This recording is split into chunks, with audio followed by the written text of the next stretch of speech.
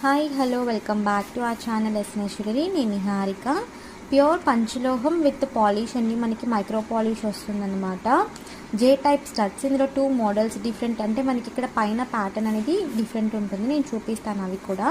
So మీకు ఏ colour కావాలంటే ఆ కలర్ బుక్ చేసుకోవచ్చు. Pink with white and multi 2 colour options అయితే అవైలబుల్ ఉన్నాయి.